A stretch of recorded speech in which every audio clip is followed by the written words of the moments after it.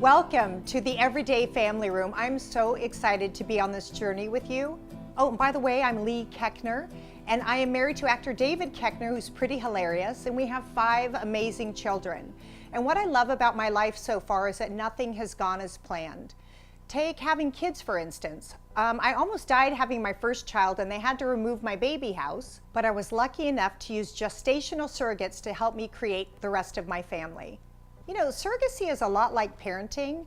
You don't know what to expect. You have to figure out what works and what doesn't. And what I'm so excited about this show is that we're going to figure it out together, right here in the Everyday Family Room.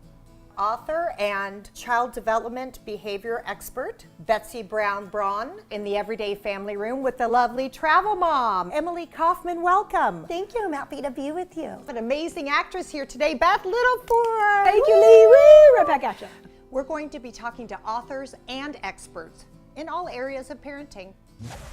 When a child is having a tantrum, the train has left the station. Whether he's 6 or 8 or 18 months, whatever it is, the train has left the station and you just got to get out of Dodge because there's nothing you can do. Okay. When a child is having a tantrum, we don't talk to them, we don't try to reason with them, we don't touch them, we let it run its course. Okay, let that sink for a second. Don't touch them, don't mess with them, don't bug them.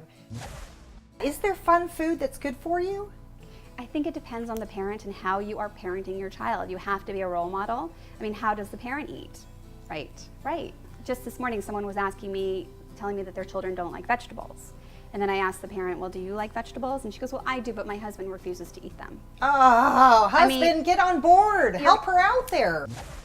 I could ask you for a piece of advice for someone who is struggling with infertility. What would it be if you think about your journey, like what you got from it? For me, I mean, my husband says I tell the toll booth operator our business, like, you know, we went through infertility and now we're adopting. You know, like as we drive through, like throw the quarter in.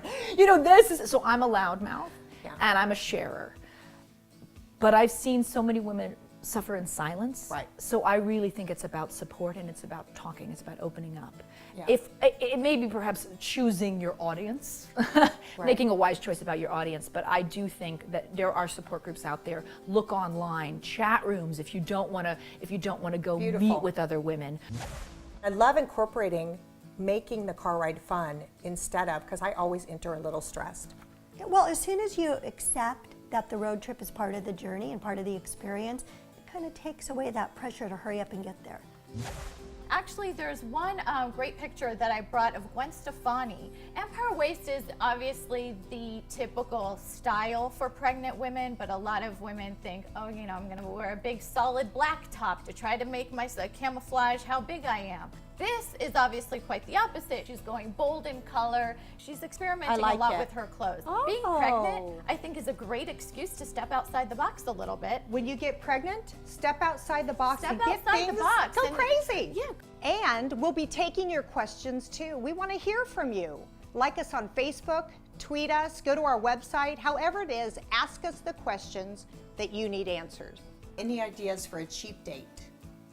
I do. I call them recession dates. Oh. When the kids went to bed, we would grab a bottle of wine, grab some Pirate's Booty from the kids, and then we got into his truck and we watched a DVD and drank.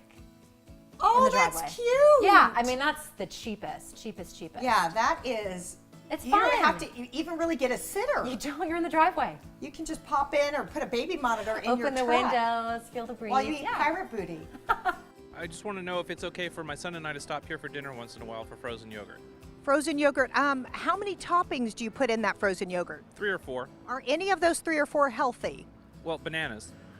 All right, could you help this gentleman? All while getting a sneak peek into my crazy life. It's not so crazy. So join us daily here in the Everyday Family Room at everydayfamily.com.